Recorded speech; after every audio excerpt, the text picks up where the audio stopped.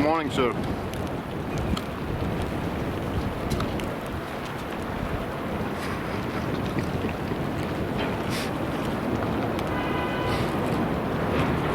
You should have seen his face.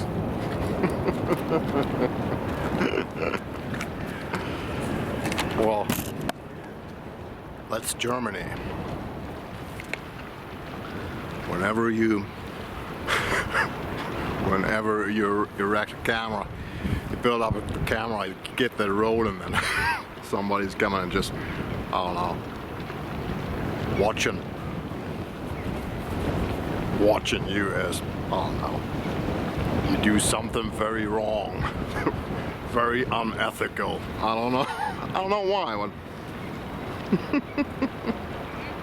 let's try to light that up.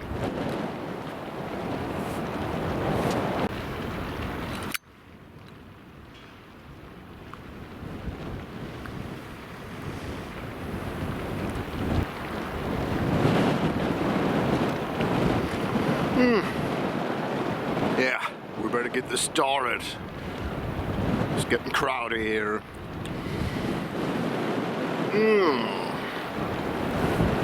Where's my tobacco?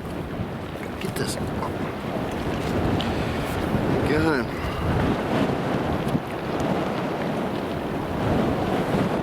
Yeah. Hi there. Hi there. Finally, I don't know if you can even understand a word I'm saying, so it's really windy here, so I don't know. Hope camera gets this done, can handle the wind. I don't know if my hair can handle the wind, so anyway, all my equipment. So if you, I don't know, see the camera falling down the water, so don't wonder really. So, I don't know, so this is Bremen pipe smoker Mark, so just in case you don't recognize me anymore. So I've been off for a while. I haven't been really off, but I didn't have the chance to make a video, so I'm gonna explain that to you. But I felt the need to come back today, so because really been a long while.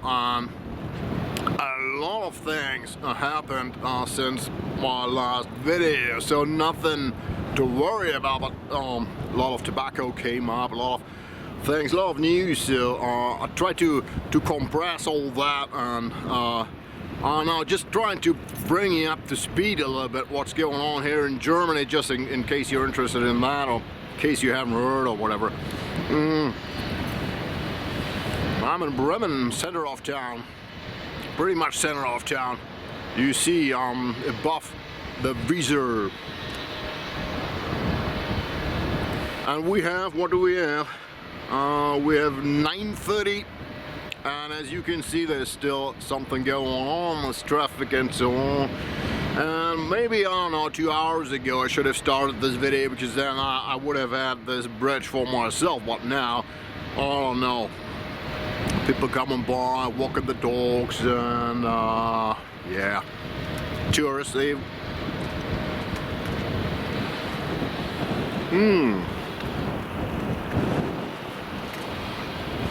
all giving me strange looks. So, what is he doing here? Why is he smoking a pipe? Why is he talking English? I don't know, but they don't really ask. They just give me the angry faces, so, but, you know me. I'm pretty resilient. Anyway, so, I'm gonna explain to you why I haven't been on, because one of those reasons could be interesting for you. Not the first two reasons, but I'm gonna tell you anyway. So, first reason, I was really running around at the university, so things going wild. And it's not about the seminars, it's not about, I don't know,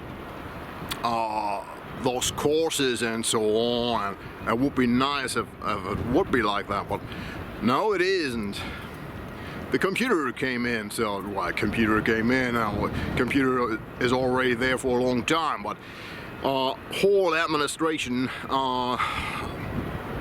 all the applications for the courses, for the seminars and so on, that is now done on the computer. All the examiner, I don't know, it's all done by the computer. So the professors have to do that on themselves. So it's not really a brilliant service or whatever. So all the things been very uncomplicated and very easy to do before are now very complicated to do. Well, you can, well, I don't know, perhaps you have something similar at your side or whatever in your line of work. So when the computer comes in, things get nasty. So, well, could get. I'm not against the computer, but well, you see, before. You gave your seminars, students came to you and they handed you a paper and you did your sign and that's it, so they're gone. And then they collected all these papers and at the end they maybe, I don't know, they may have had 10 or 15 papers, then they were fit for doing the final examiner. So, well, that's no longer the case. So things change pretty much. So now they have to do the application online. They have to do it in certain dates. They have to register. And after the whole procedure, and after you did the examiner, you have to, I don't know, bring that all into the computer, the grades and the dates and the numbers of the students and so on. So, yeah.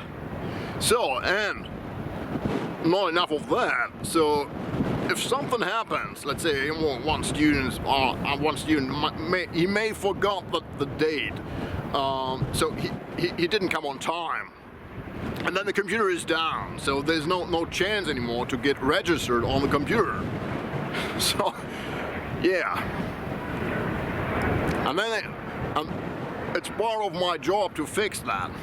So you may have an idea that I have my hands pretty much full.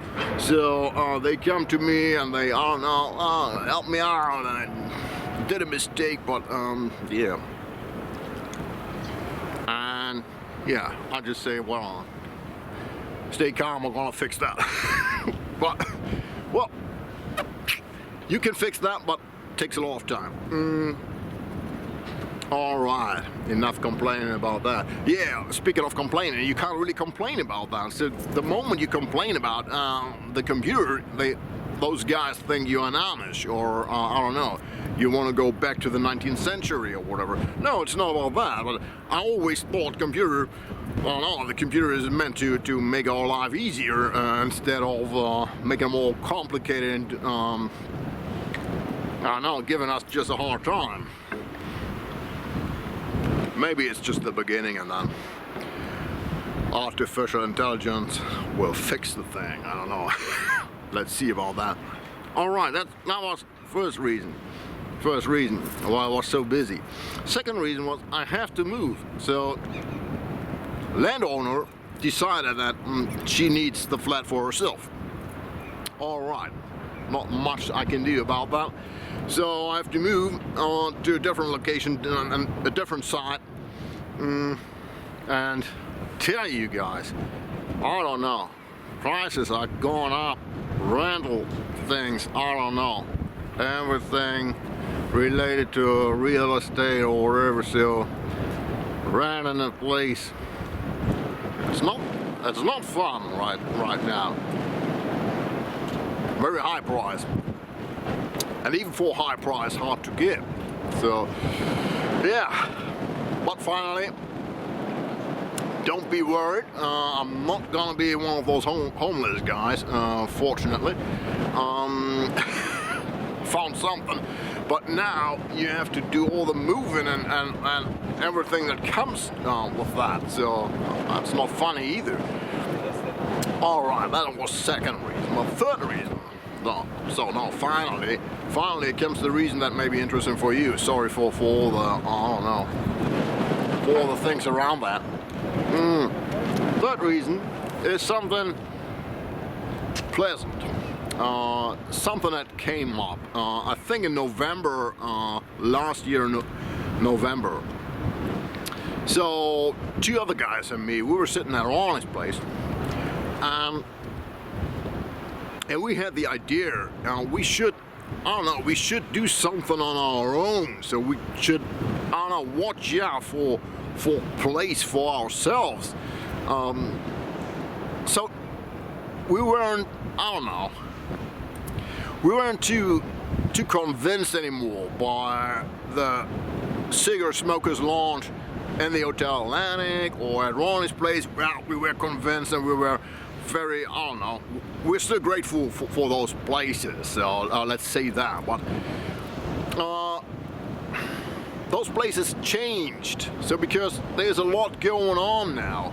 Cigar smoking, especially cigar smoking, not so much pipe smoking, but especially cigar smoking, became some kind of, I don't know, fancy thing for many guys. And to be honest,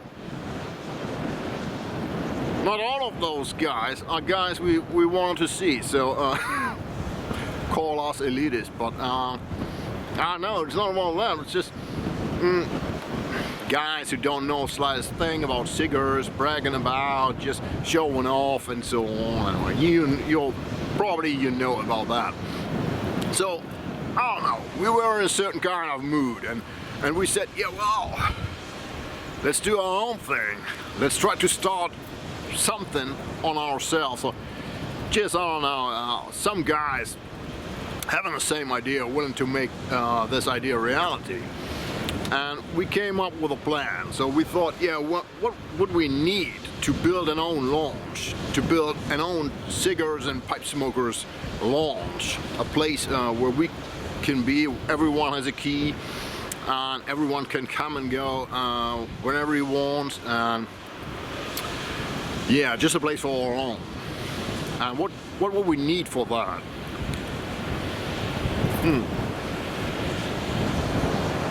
And that was the beginning of some kind of adventures there, but yeah, it took a lot of work, and we're not finished yet, but I'm gonna show you 1 or 2 things about that and how we started and what was our idea about that. So our idea was to try to get 15 guys, or 10 to 15 guys having the same idea and willing to make a sacrifice, because we already knew it wouldn't really work without any money, so everyone had to throw in a bit.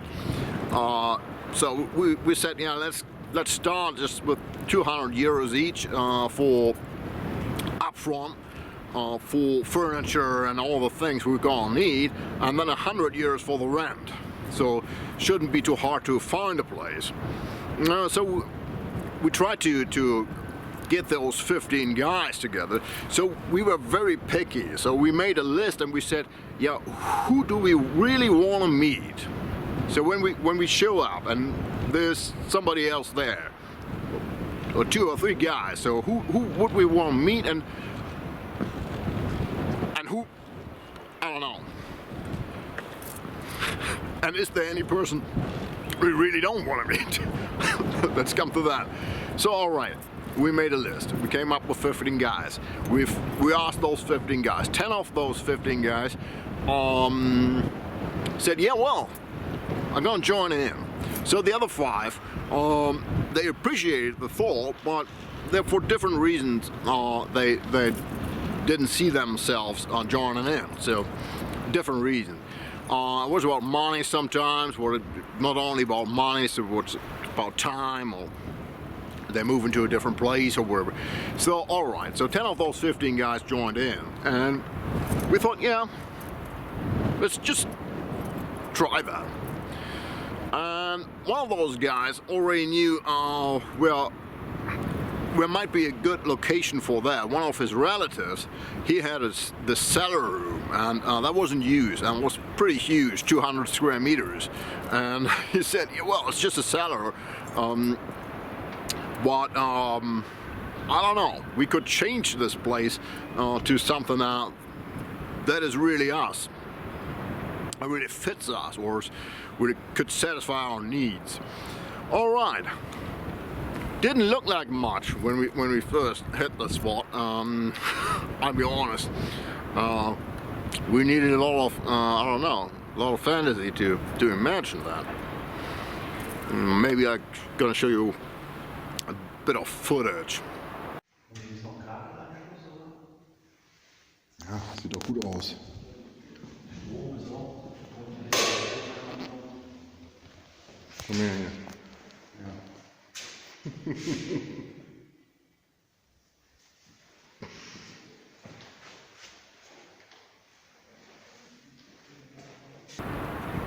Yeah, didn't really look like much.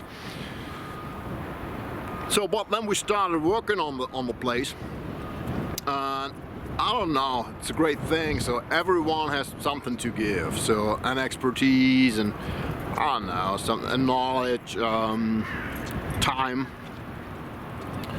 and I don't know. Everyone's just trying to do whatever he can do. And so we're building up this place, and yeah, we're not done yet.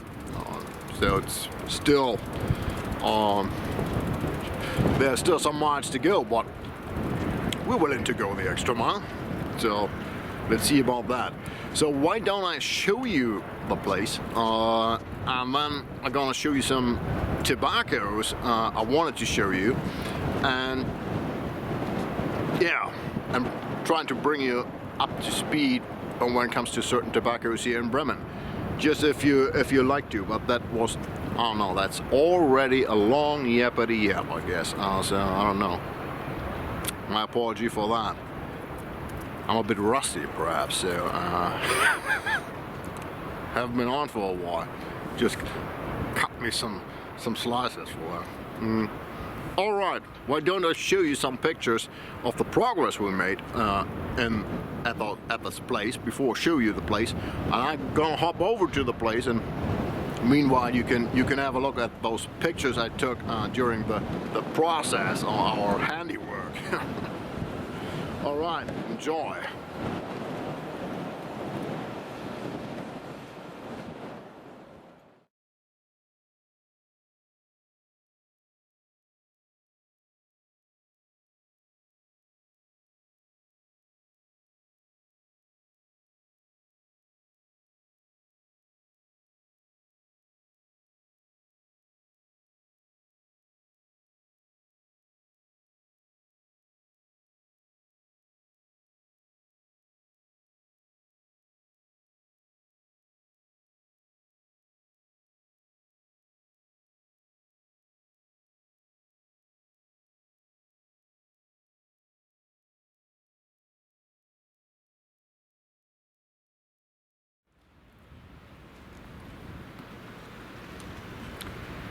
Yeah, I just made a short stop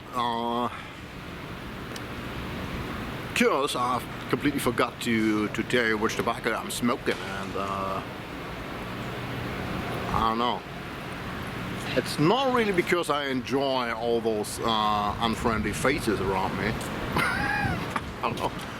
Maybe I don't know. I really got into this at one point. I don't know. If you start at this and you get used to that, it's kind of strange. Anyway, so I'm smoking Pescano, something that came up some month ago, and it's the 3 different versions, and those tobaccos, those are a part of the tobaccos I want to show you today, but I don't want to talk, I don't know, too much about that, just to give you an idea or so. By the way, so I'm pretty new to the location, so to the new launch, but I made a short stop to show you where all the good beer comes from, so no offense. So this is some kind of, I don't know, patriotism here in Bremen patriotism or something like that. So this is Beck's Brewery. You can see that here. And here, so in Bath today. So, but Beck's Brewery. Yeah, just to give you an idea, maybe so you know about backs, or you had a backs in your life or whatever, so now you know where it comes from. So, smoking on this Pescino, and this is the Oriental version. So the 3 different versions. I'm going to show you the different versions when we're down the launch. But let me just tell you, those tobaccos, they came up over Koolhaas, or I'm supposed to say Kop now, because Koolhaas in Kop doesn't any longer exist as Koolhaas in Kop. I still have to get used to that, because I was used to talk about Koolhaas, but now I always have to talk about Kop, because they separated the whole thing, and now we're talking Kop actually. So they took over all the tobacco business and so on, and they bought a lot of other, I don't know, brands and companies, and made contracts with other companies and recipes, I suppose, and all those things. So they're on a shopping spree. And one of those new things, and well, no, German pipe community is pretty excited about that. So for myself, I don't know, I have some kind of mixed feelings. So I wish the best for the company, I really do, but I don't know, some kind of mixed feelings, because I don't know, they're bringing in new stuff, and I don't know if there's any danger of they doing some kind of overstretch of what they do. So bringing in a lot of stuff, and yeah, well, fortunately, 3 of those tobaccos, really good tobaccos. So this is Pescino Oriental Flake, and it is done by Gledora. Gledora is a traditional Turkish company, so they go back nearly 100 years, I think in the 30s. They were founded as something like 1930 or something. So they have a tradition going back nearly 100 years. And perhaps you know the old video on my channel about Turkish tobaccos. And if not, so maybe you would like to have a look at that, because those old Turkish tobaccos that I presented in that video, they no longer exist, and they were never officially shut down or whatever. So website was on for a long time, and I asked several Turkish friends, so they're, I don't know, at the site, at the location, to get their hands on some of those tobaccos or whatever. So, but there was never a chance, really. Nobody could really tell me what was the reason behind that, whether political reasons or I don't know, but there were always some kind of underground tobaccos, so some kind of small companies doing something going on the internet, and then changing the internet side and website not to be, I don't know, followed after or whatever. So there is a long Turkish tradition in those tobaccos, and one of them was the yellow duck. And my friend from Turkey, Oz, Black Michelle, pipe maker, he told me, yeah, this Oriental is pretty much, or behind that, he said the master blender or the guy behind that was into yellow duck before, and did those old tobaccos, and he really knows about that, and knows everything about those traditional Turkish tobaccos. And this one is meant to be some kind of successor or whatever, so after the yellow duck. So yeah, this is the worthy heir or whatever, so of the yellow duck, and is meant to be the yellow duck. We all know that it doesn't really work like that exactly. So, but this is an Oriental flake, and it is a fine tobacco. It is a Virginia Oriental. Has floral notes, plum notes, raisin notes, so those dry fruit notes, all those notes you're gonna expect when it comes to this kind of tobacco, of this line of tobacco. It is a pressed flake, so you really get something out of that. You can light it up easily, it burns very good, burns slightly slightly down to white ashes. And yeah, German community was pretty much convinced about this tobacco and the other 2 tobaccos I'm going to show you in the same line. So there were 3 tobaccos coming up. One of them is the Oriental, another one with 20% of Latakia, another one with 40% of Latakia.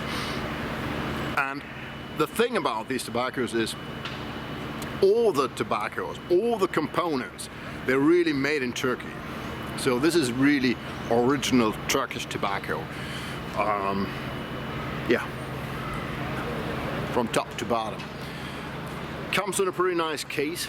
I'm gonna show you the other tins, and then maybe we have better light there. It seems to be difficult with the light here. I don't know if that really works. Yeah, eat your tie. All right. I got it. So I'm gonna hop off here, and it's becoming more and more unpleasant here.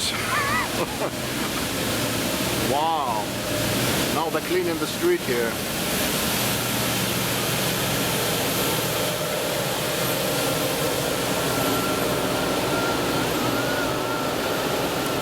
Yeah, really.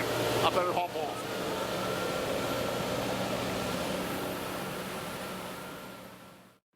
Alright, let's just go right now. Just change that. Show you something. Alright. Here we are. Close the door. Now we just turn on the light. So, alright. So there we are. This is first part. So we got some men's room here. Actually, I don't think we have a ladies' room. Oh, I guess I don't know. There may be unisex or whatever they call that. So every gender toilet. All right. So. Yeah, we're doing a kitchen here, so we got a pretty good offer at eBay. So no, we think we paid €100 with I don't know, with everything.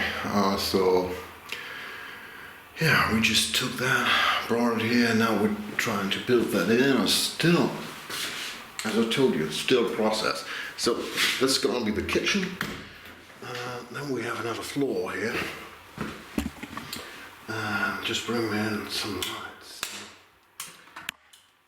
Oops. Just wait for the light to come. Yep. So, that's gonna be the humidor. So now we use that for storage and so on, but it's meant to be the humidor. So right now we use it for beer. You see we have beer from the barrel already. I don't know, we brought in some whiskey, wine, and what we need to work here, or to get the place started. So you'll see we have our barrels here. Alright, but that's gonna be the humidor. So next phase would be to cut in a window here on this wall. So we're gonna cut a window there, and so we have an opening then from the humidor to the lounge. So you can watch your cigars here on that shelf while you sit on the lounge. So that was, I don't know, that was an idea of us. So we have storage, more storage rooms on the left and on the right. And so far this is the main room, so the actual lounge. So you see there is still a lot of work, and we're gathering things and collecting sort of stuff. I guess most of that is gonna leave again at one point, but I don't know, we just gathered that. So we're working on that side right now. So we're cutting in a window, and I don't know. We're gonna build a bar here on this side, and yeah, we have a desk here for some kind of furniture we abused for billiard goes. So we're gonna hang that at the wall. So that's the window for the humidor. So we built a table. I don't know. Guys didn't clean up here. All right, and that's right now. That's our main side here, where we normally sit, and we have the fireplace going. Yeah. Tell you what. Why don't I get the light a bit cozy? I'm gonna sit down and have a smoke and tell you about the Pascanel tobaccos before we hop off to Ronny's side. We're gonna explain the rest of the tobacco news for you, or try to I don't know, try to gather that up. So let me work on the lights.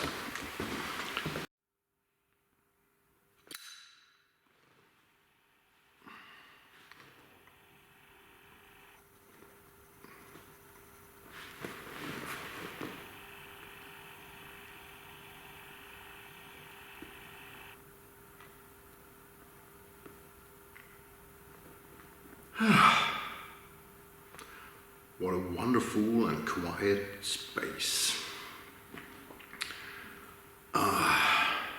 After those irritating hostilities. Well, you know, if you know the channel, if you know me, you know I like the odds. I like being outside, and but sometimes it's just nice to, I don't know, to find yourself a friendly spot. And that's what this whole idea is about. The whole idea is about having a spot, a safe spot where you can go whenever you feel like it. So you're not dependent on any other guys opening the place or want to see you as a visitor or whatever. So this place is always open. Every guy, every member has a key and can enter whenever he wants, if it's up in the night or on the afternoon, or I don't know, for a short break from work or whatever. So, and yeah, some guys really do. So perhaps you know Diego from one of my videos, Diego's Blend. I think that's the name of the video. He sometimes comes here, so doing a short break from work, just for, I don't know, for the afternoon, or having a pipe or a cigar, and then going back to work and being refreshed. So, and he's normally alone, and he enjoys the quietness of this place, and that's the idea. And another idea was really that to meet people you really want to meet. So we have a small chat group, and whenever you go here, and whenever you hit the spot, you can, I don't know, you can give a message in the chat group and just tell them, I don't know, I'm gonna be there for 1 hour, or I'm gonna be there for 2 hours, feel free to join. And then yeah, guys joining, and only those guys you really want to see. So that was the whole idea. And when we go up to, so now we're 10 guys, so when we go up to 15 guys or whatever, so it won't be, so now it's €100 a month to have the chance to be here and so on. I think that's gonna be less when we have more members. Thing about membership is that we decided that first priority is it's not even the existence of this place. First priority is that we only want to share this space with members that we want to see, so we all want to see.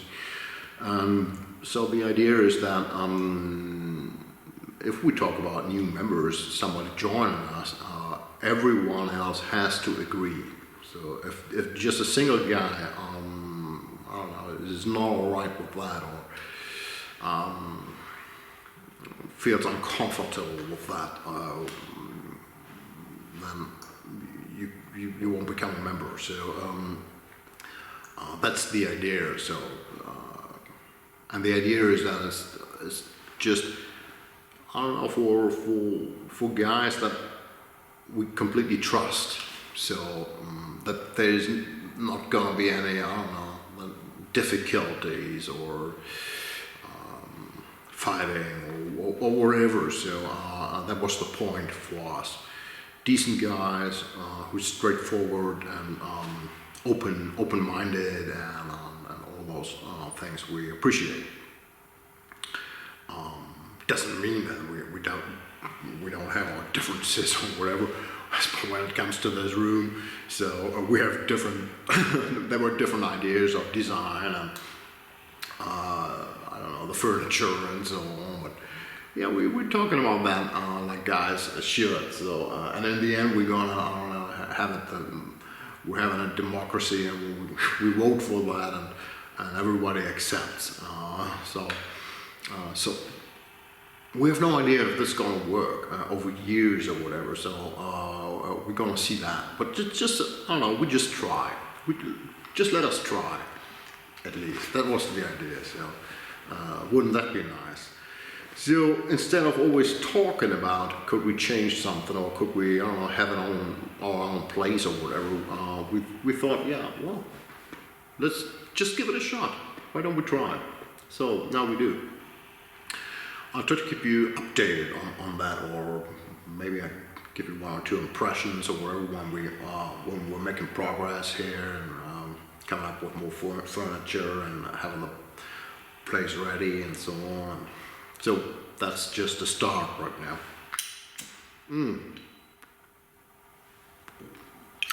So I really wanted to show you that. With this, because I don't know, YWC is community and this is some kind of community. I wanted to show you that because I wanted to tell you why I wasn't on for a while. So I had my hands even full, not only with university stuff and personal things like moving, but also with this kind of stuff. All right, let's get back to this Turkish tobacco. So I'm really happy about these 3 Turkish tobaccos by Pascano. Yeah, so by Gladar, but so I'm not the only one. So I can tell you, German community is pretty much convinced. So some are really excited about these tobaccos. Do I want to smoke that for the rest of my life? I'm not pretty sure, but it is really something different, and I'm really convinced by the idea of doing a tobacco just from Turkish tobacco, just from Turkish manufacturing. Keep everything close. Just take Yaladak, Izmir tobaccos, those tobaccos around, because Turkey, they have all the great stuff. They have the tobaccos. They do in the Latakia themselves. So those Latakias we normally buy, Cyprian or certain Latakias, that most of them, I don't know, some guys even say all of that is produced in Turkey and then shipped to all those places and then exported from there. So I don't want to get into that, but my point only is that they have the knowledge, they can do all the things, they have all the parts they need, they have at hand, and they do it very authentically. So that's what I think. Up to the tins, we all know as we have those industrial conform tins, they're all the same, and I don't know. we don't have the days of old where we had different tins and a variety and so on. Variety is more and more, and more disappears. So we have the same kind of tins mostly, and even so the tins are interesting because where you see this is really something interesting. You have this where you see.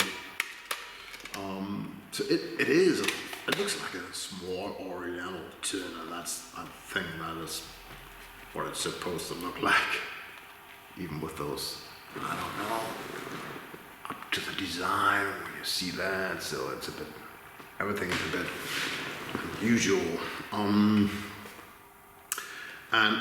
tobacco itself, so I'm talking about all three of the tobaccos. All three tobaccos, they come in a pretty high quality. They come in the absolute right humidity, something we can't tell about every company. And this is just great. I try to show you the slices. So my tobacco, to be honest, has already fallen a bit dry. I don't know, I kind of spared that because I wanted to show you that. So these slices, look at that. Beautiful, beautiful in color. And yeah, focus on that camera. So they're rather thick, and you want to be careful by rubbing that out. This tobacco likes to break into small pieces. It's not really an issue, so because even if it falls to small pieces, you can still smoke that pretty decently. But yeah, but I don't like my tobacco too much rubbed out, so I always like to have the slightest bit of flake appearance left. So I already showed you, was talking about the Oriental flake. I showed you that I think I spared a slice of that, and when you see, it comes very unusual. So this is a very thick wrapper here, so some kind of paper wrapper. Open that up here, and then you have all these slices. Be careful by storing this tobacco, because so if you get your hands on a tin, because they don't come vacuumized. They just come with a small layer of plastic here, just on the side even. So it's not kind of vacuumized or sealed really. So you have to be careful with that.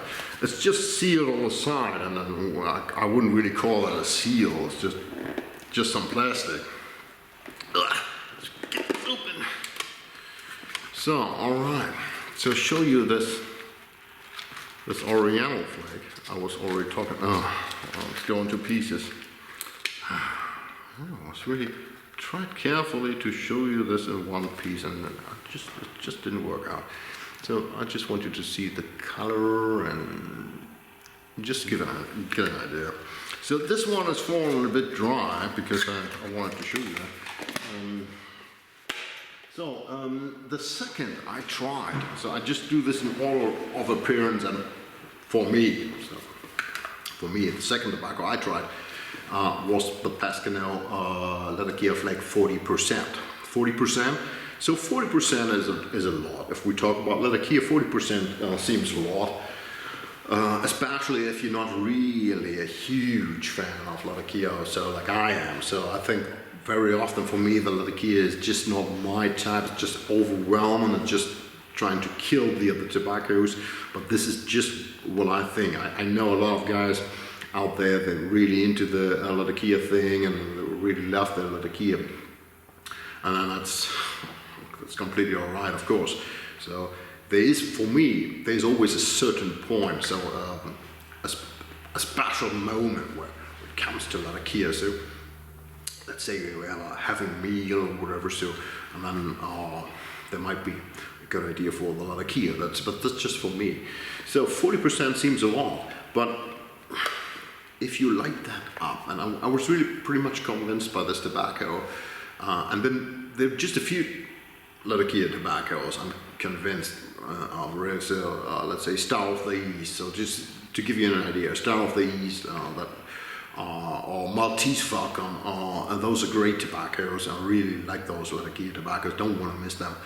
But this is also a different animal, so has a lot of Latakia, 40%, comes with Oriental and Virginia, and you have this full-bodied sweetness that hits you. Yeah, it is smoky, but it is full. It is, yeah, it is plummy. It has some raisin notes. It is earthy, and that all combined with the smoky notes in a very harmonic way. So this tobacco is not too complex. Let me say that. It is a simple tobacco in a good way. So simple. It is not overly complex. It is not something you have to watch out for the whole time or to find the last tobacco note or something like that. It is full-bodied, it is sweet, it is smoky. And then underlined with plum and raisin and all those dry fruits. And that's pretty good. So sometimes we don't want to reach out for those things. That's at least for me. I don't want to always want to reach out for those complex tobaccos you have to focus on. Sometimes it's just enough to enjoy a sweet and full flavored, smoky bowl of tobacco. Yeah. All right. Don't want to bore you. So that would be for the 40%. So and then I was surprised because I thought, yeah, let's go for the last ones for the 20%. So this is, it seemed like pretty much like the smaller brother or the younger brother of the 40% Latakia tobacco. So it's just 20%. But it is a different animal. So at first I was disappointed. So I don't know, I'll be honest with you, I was kind of disappointed. Just, I don't know, do you know the feeling if you have a whiskey, 100%, 100 proof, or let's say 110 proof, straight from the barrel, and you try that, and you think, yeah, it's full-bodied, it's got everything, it hits you. It is honest, strong, sweet maybe. So, and then you try to add a bit of water. That's what many guys do. So, and then the taste really changes more than you thought. So it's not just less of the things of the alcohol, it's just not less sweetness, but it is a completely different animal quite often, I think. That's just for me. And I felt pretty much the same here on my first experiences with that.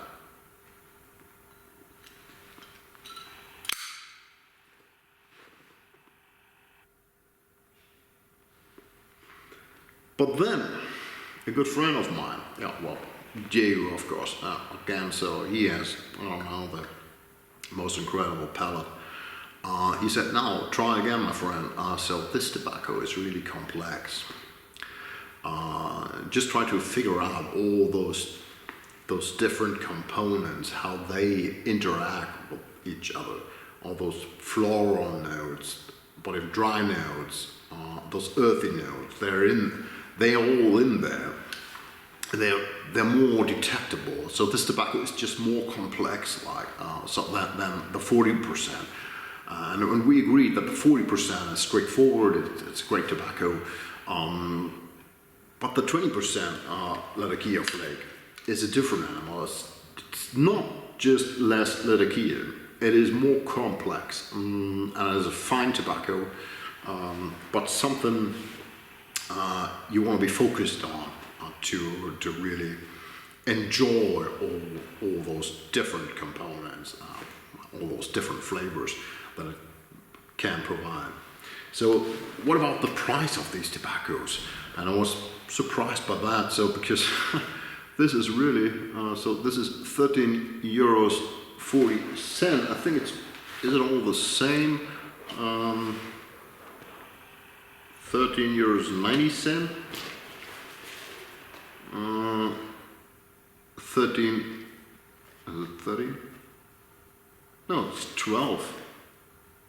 12 euros 90 cents. So those are really very reasonable prices for what the tobacco really is. So brought in and distributed by Kohlhauser, produced by Gledara in Turkey. But if you think that Kohlhauser as a distributor takes, I don't know, 22 euros or something like that for GLPs. So if you think about that, this is, I don't know, it's a good price. It's a good price. And it's good tobacco, really interesting. All right, by the way, I'm just smoking that in my black Meerschaum. My black Meerschaum, really like this one. Look at that. I've never seen something like that before. So I really had to have it. I really like this. Yes. Now,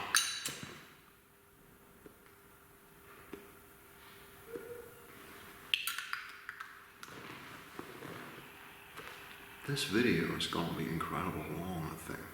Much too long. I don't know, perhaps I should cut that. Anyway, so that's the news here from the launch and from this really pleasant variety of Turkish tobaccos that coming up. I don't know, what is it, 4 or 5 months ago?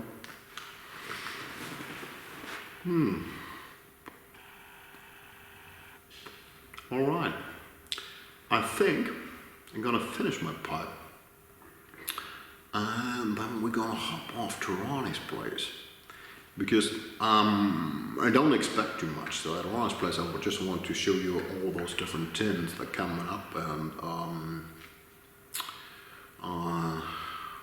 just to sort things out, which is which and what's going on, and is it something you want to try, or isn't it? All right. See you at Ronny's place.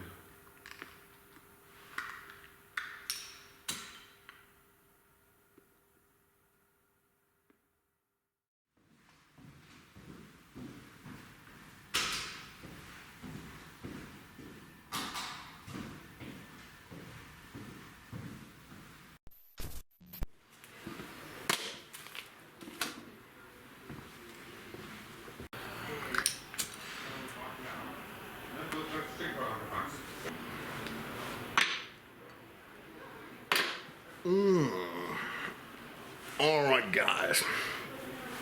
Here we are at Ronny's place so far. They're gonna do this quick, or at least they're gonna try to do. I don't know, almost feels like Christmas a bit. So that's normally my Christmas chair when I try to show you all those special editions. So. But I don't have any notebook. I did some little notes on the back on these tobaccos. So, well, you see I was stockpiling here. And this is just, I don't know, this is just the tip of an iceberg. So, there were so much more stuff coming up over the last 6 months. Market went crazy, really. HU stuff and all those things. I'm not going to talk about those tobaccos. I don't know, maybe about 1 or 2 tobaccos in specific in another video. But I also decided not to do any more real reviews about those bad limited editions. So because they're coming up and coming up and coming up, and you can't even keep track. So I do. So I try all of them, but more and more special editions when it comes to those aromatics. I don't even finish the bowl, so because I just can't. So I don't know what's happening. But let's talk about the things at hand. What I promised you. So I'm just smoking my last bowl here of this Pescano Oriental flake. That's just the end of a tin. It's pretty dry already, but even if it's dry, it's enjoyable. It's really smokable. All right. Where should I start? Let me start with some special editions.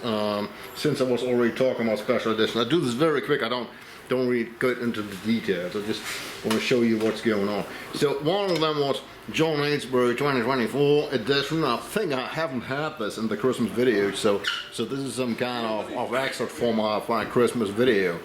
This Marcus Kaminer, he's a member of the launch too. A good friend of mine. So I hope he respects the YTPC and just it's not jabbering around, so but not like Didier did. Yeah. You do? Yes, I do. Yes, I do. I solemnly swear. But I'm here for smoking cigar, not pipe. Cigar smoking doesn't bother us at all, so not me at least. All right, let's keep going. So that was John Ainsbury 2024. So it's plum and cocoa, what they say. You're still bothering us by getting a coffee. Yeah, that's life, huh? That's life. Well, I guess we can't do anything about it, can't we? That's 5% score. So when I showed up, I said, yeah, Ronny can do a video. Yeah, he can do a video. So I was alone here for half an hour, but I needed all the time to set up the equipment and get myself a whiskey. And I don't know, whatever I did. So, so, all right, they say it's plum and cocoa. And what I suggest is, I don't know, hands off. So I don't want to talk about this tobacco really. It's not the quality that you deserve. All right, that's number one. So let's keep going. Same line of direction. All right, get this one. John Ainsbury's 50 years. John Ainsbury's 50 years. Look at that beautiful tin. It's a dark blue tin. It was black now. It's dark blue tin. So they say nougat. But if you draw that out a bit after a while, it's coffee. I don't know, quite strange. If you open up the tin and it's fresh, you're gonna feel like nougat, but after a while it feels like coffee. Really, and I really taste still, but it is good. It is tolerable to good. That's that's what I wrote on the tin. Tolerable to good. Yeah, I think it's rather good. So if you want to give yourself a treat, price is, I don't know, no price on the tin. Ronny, what's the 50 years edition on price? $31.90. $31.90. You heard the man. Yeah. Well, that's up to you. But you can go with that. It's tolerable. So, cup. It's all about cup. Well, you know, it's not all about cup. And we're coming up with some McMurran too. So, Red Race, Year of the Rabbit. So, all of these, I don't know, these new Chinese things. Honey and grapefruit. That's what they say. They say it's honey and grapefruit. I think it's chemical as it gets. Burn rubber. Burn rubber is the main flavor, probably. I don't know. So if you're up to that, give it a shot. So next thing, I don't want to talk about this one. There's another Year of the Rabbit. So that may be some kind of confusion here. So I don't know. Those cup guys, they seem to be so much in China that they do 2 years of the rabbit. One is a Red Race Year of the Rabbit, and the other one is Cup Year of the Rabbit. But I don't know. Well, it's not from the same barrel. So anyway, but two of a kin. So they live in the same area, so I don't want to talk about that too much. Then there was something coming up, white elephant. Well, I thought, yeah, who's gonna need that? So another line. It's a whole line. So four different tobaccos, all with different names. So this one is a toss-shop pipe tobacco.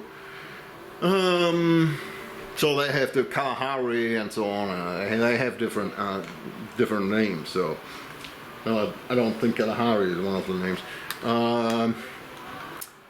Yeah, so it is not really needed, but I'm going to talk about this in another video, and when I do in the video, you understand why I do a separate video about that, because there's an elephant nearby, and I wanted to show you the elephant for quite a while. I'm going to do this with, and I'm going to talk about these tobaccos. It's not too bad, it's not too shabby, but nothing you want to cry about if it leaves the market. Alright, this is said about this. Then there was another news. So McBaron came up suddenly with, I just have two of them. So the Scottish mixture. So we all know, so McBaron's mixture. We all know McBaron's mixture. It's a famous tobacco. It's a classical tobacco. It's good tobacco, decent tobacco, and I think probably everything that could be said about this tobacco is already said. So I don't want to do this. My question is just why do they come up with a special edition of three different tobaccos? No, three same tobaccos in different appearances, so in different pouches, with different wrapper or different design of the pouch, or historical designs they once used at a certain point, and they're coming up with a special edition just with different appearance of tobacco and in pouches. So that's not a collector's item. So if they wanted to do a collector's item, I don't understand why they don't do it in tins. So in tins you can settle that, you can have it as a collector's item. Well, probably not me, but for some of you that may be interested, and some guys do, alright, that's alright, but why coming up with, I don't know, pouches? So you have to seal that for yourself or vacuumize or whatever. I don't really understand.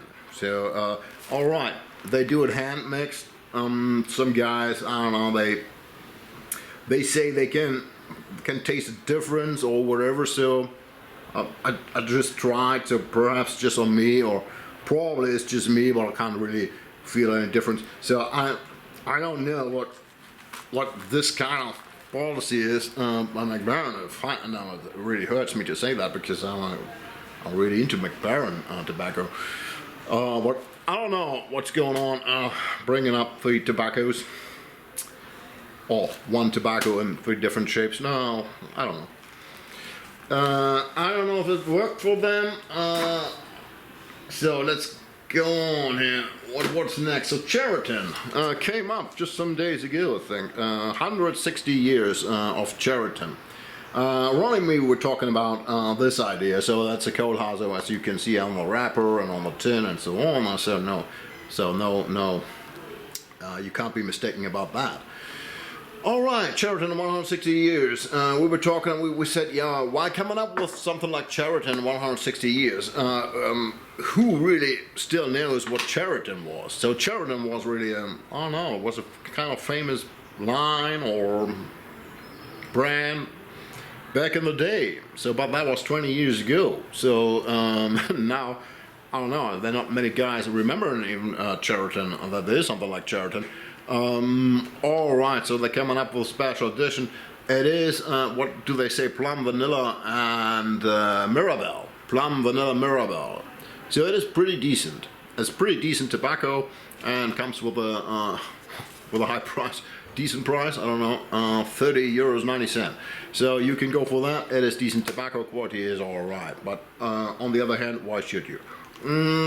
Alright, so what's next? So we have two. We're going to continue with John Aylesbury. So John Aylesbury, they came up. So I don't know. They felt the need to come up with two different tobaccos, done by McBaron. So where you can easily guess Sir John's Birdie Flake and Sir John's Rustica Flake. So maybe they found out, yeah, there's Rustica all over the internet and on the YDPC and so on, and many guys talking about Rustica tobacco, about this McBaron Rustica tobacco, and even a special edition in the US with even higher level of nicotine. I don't know if that's necessary because the original Rustica already has enough for me, or more than enough for me. That's what I want to say. All right. Boy. Good morning, sir. So they came up with those ideas. So having two tins. And since it is McBaron, I had highly expectations of that. But this one, I don't know. It's done by McBaron, but I don't know. It's nothing even near to the original. To the original Rustica, and the same goes for the Birdie. The Birdie is, I don't know, some kind of flat. It doesn't fulfill the expectations you might have if you hear that's a McBaron Birdie, and I don't know. So thank God it's limited. So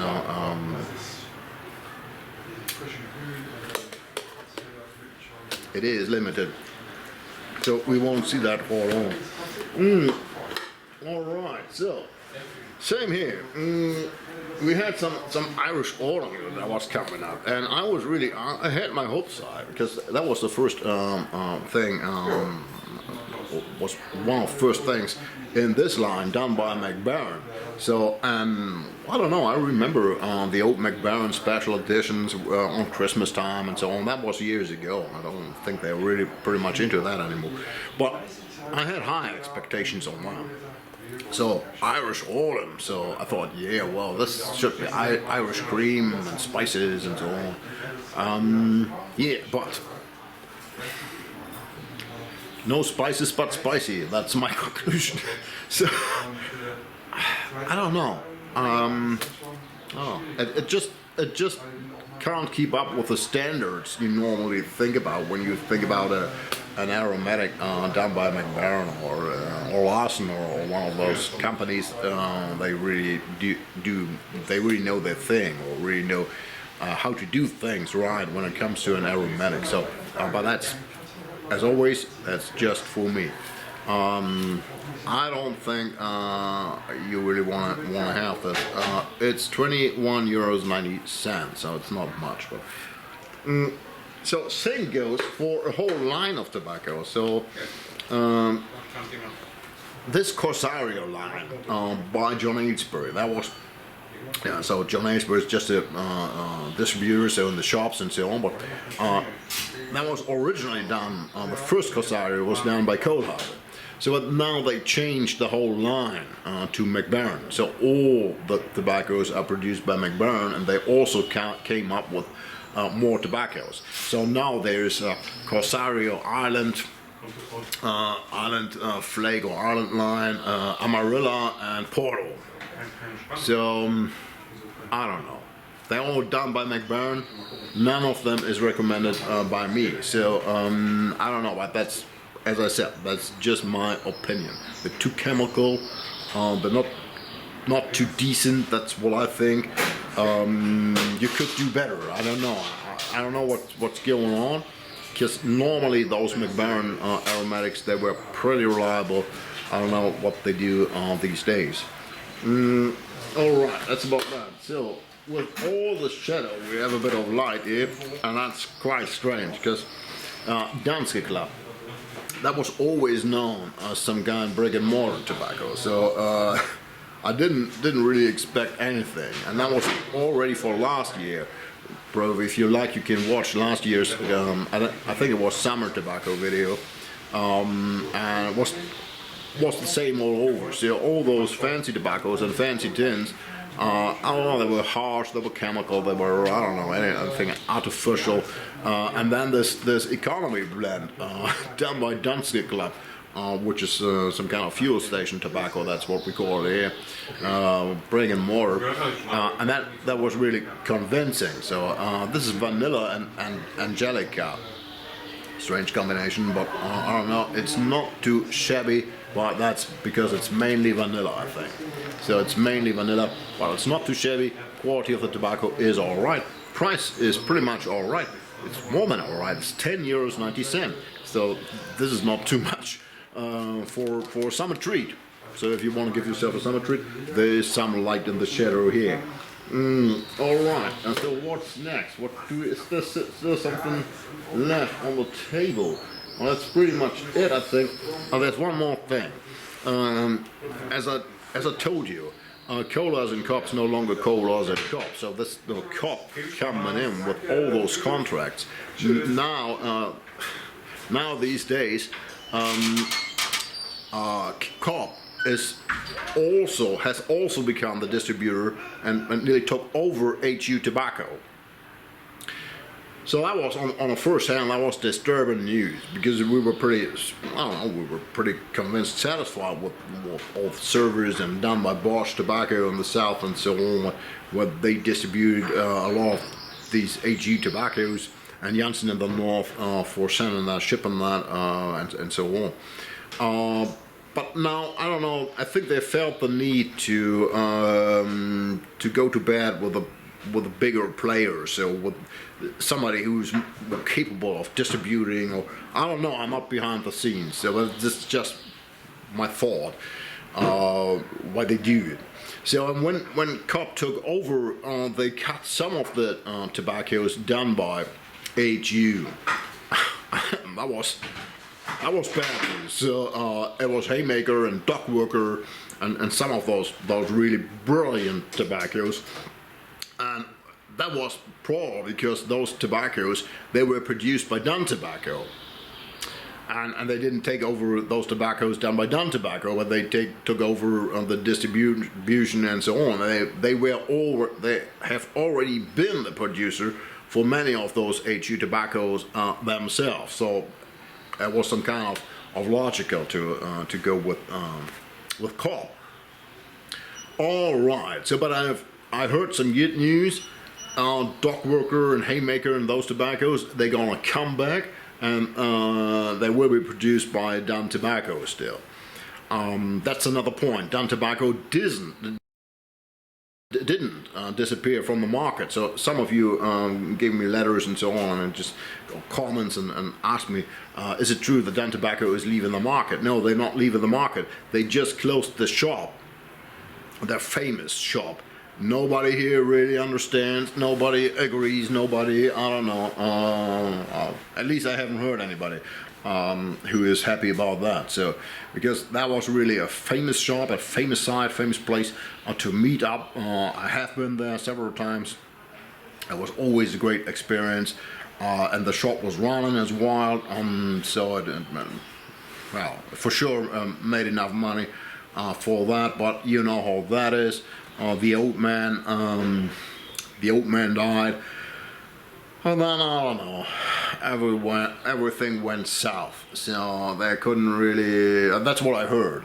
They couldn't really agree on continuing that or whatever, and they just closed the shop. So I don't know. Unfortunately, there's no law against that. So anyway, what's free country? It's free country. It is like Kramer's Tobacco or whatever. So they closed too. That was left our heart crying, but there's not much you can do.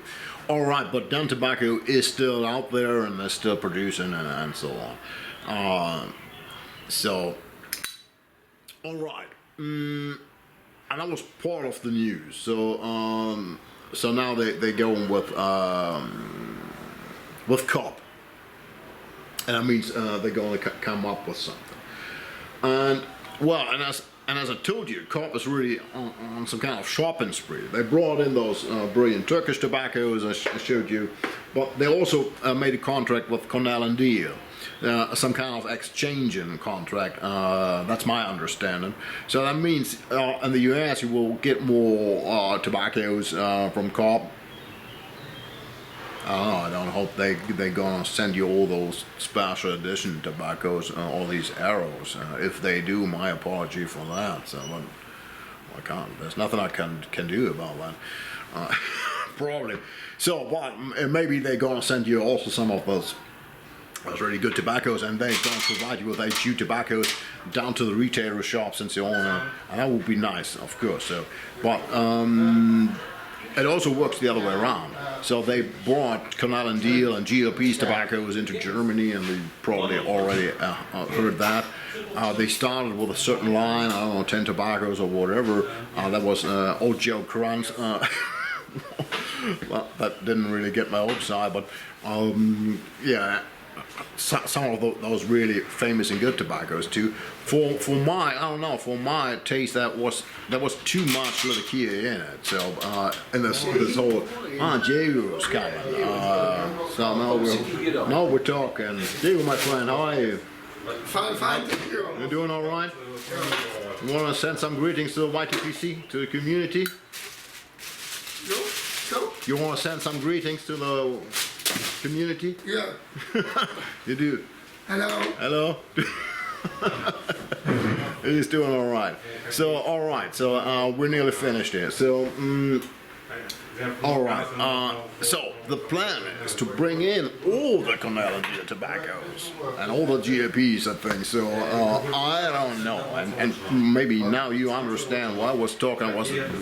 I'm some kind of afraid of an overstretch. So I don't know. I was talking to Ronny. So I have no idea what kind of retailer should really put all the Canal and Deal and GLPs and all the European tobaccos on his shelf.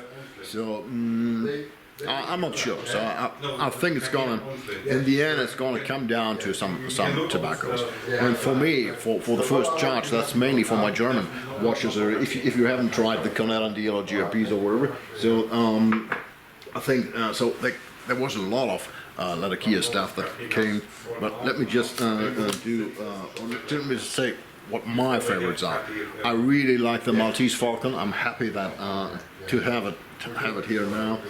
Doug Owen once sent me the first tin of Maltese Falcon, and since then I really like this tobacco. Second one is the Star of the East. I think that was the first really nice Latakia tobacco from the US that I ever tasted. And since then, I don't know. I got several friends in the US sending me those tins of Star of the East. So happy to have it here now. When it comes to Latakia, and there is really at least one brilliant off. I think a really nice aromatic tobacco, and that would be Autumn Evening. So I was always a fan of Autumn Evening. I think it was Joshua who first got me into the Autumn Evening thing. So this tobacco, you can even, I don't know, mix that up with two times the amount of Virginia, and you still have a very decent, very good aromatic. But that's just my choice. So that's just what I think. Figure it out for yourself. Just I don't know, try this and that, and something else, and you're gonna find out. So you see, that's what's going on here in Germany, and that's just the tip of the iceberg. So all those things, they grew on me, and I thought, yeah, well, you should do a video. You can't keep up. Just gonna be overrun by all these things. I nearly was. So try to keep up today. Just a bit. I'm trying not to be too late for the next video. There are already some ideas on my mind, but as you've seen and as I told you, there's a lot going on. So I'm gonna try my best. I haven't forgotten about you guys, not at all. Whenever there's time, I'm watching some videos. I read all the comments. Be sure of that, even if I can't always answer on those comments because I'm running around. But every comment is appreciated, and every friendship out there is appreciated as it always was and always will be. So be sure of that. So guys, that's it for now. I have to hop off here and go find my way to the college where there's plenty of work for the university to do. That's my real work. Alright guys, that's it for now. Hope you all are well. Hope you all have something good to chew on. And take good care, guys, and perhaps see you again.